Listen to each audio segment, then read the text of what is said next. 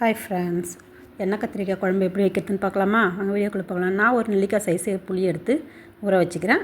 ஒரு 3 பேர் சாப்பிட்ற அளவுக்கு இந்த குழம்பு நான் இன்றைக்கி வைக்க போகிறேன். கத்திரிக்காய் வந்து ஒரு 6 கத்திரிக்காய் எடுத்து 4ஆக கட் பண்ணி வச்சுருக்கேன். உள்ளே வந்து நல்லா செக் பண்ணிக்கோங்க, பூச்சி இருக்க போது. இப்போ 2 பெரிய வெங்காயம், 3 தக்காளி பழத்தை நான் அரைச்சிக்க போகிறேன்.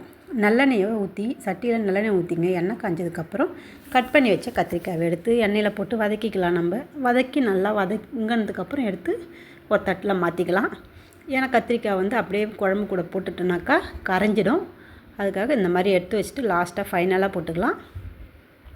இப்போ அதே எண்ணெயிலே நான் கொஞ்சம் வெந்தயம், கடுகு, உளுத்தம்பருப்பு, கொஞ்சம் ஜீரகம் போட்டு குழம்பு தாளிச்சிக்க போகிறேன். இதில் எக்ஸ்ட்ராலாம் எண்ணெய் ஊற்றின அந்த எண்ணெய் வதக்கின எண்ணெயில் தான் தாளிச்சிக்க போகிறேன். இப்போ கொஞ்சம் பூண்டு, ஒரு 20 பல் பூண்டு கொஞ்சம் எக்ஸ்ட்ராவே போடலாம் நம்ம. அதனால் வந்து இந்த அளவுக்கு நான் போட்டிருக்கேன் பூண்டு. இப்போ வெங்காயத்தை போட்டு நல்லா வதங்கினதுக்கப்புறம் தக்காளி பழத்தை அரைச்சி வச்சுருக்கேன். 3 தக்காளி எடுத்து அரைச்சி வச்சுட்டேன். அந்த தக்காளியுமே நான் அது கூட போதும். ஏன்னா தக்காளி ஏன் அரைச்சி போடுறேன்னா, அந்த புளி வந்து நான் கம்மியாக தான் போட்டிருக்கேன். புளிப்பு வந்து தக்காளி புளிப்பு வந்து எண்ணெய் கத்திரிக்காய் குழம்புக்கு நல்ல ஒரு டேஸ்ட்டு கொடுக்கும். அதேமாதிரி திக்னஸும் கிடைக்கும். இப்போ வந்து வெறுமிளகாய் தூள் 2 ஸ்பூன் போட்டு ஒரு ஸ்பூன் அளவுக்கு நான் மல்லித்தூள் போட்டுக்கிறேன். எனக்கு காரம் வந்து இந்த அளவுக்கு இருந்தால் போதும். காரம் அதிகமாக வேணுன்றவங்க ஒரு ஸ்பூன் எக்ஸ்ட்ரா சேர்த்துக்குங்க குழம்புத்தூள். இப்போ நான் கரைச்சி வச்ச புளியை இது கூட சேர்த்து கொதிக்க வைக்க போகிறேன். நல்லா கொதி வரட்டும். கொதித்து சுண்டி வரட்டும். சுண்டி வந்ததுக்கு அப்புறமேட்டா ஒரு துண்டு வெல்லம் எடுத்து நான் போட்டுப்பேன். எப்பவுமே வந்து காரக்குழம்புலாம் வச்சுன்னா வெல்லம் ஒரு துண்டு போட்டுங்க. போட்டு அதுவுமே கொதித்ததுக்கப்புறம் இப்போ நான் வந்து வதக்கி வச்ச கத்திரிக்காய் எடுத்து அது கூட சேர்த்துக்க போகிறேன்.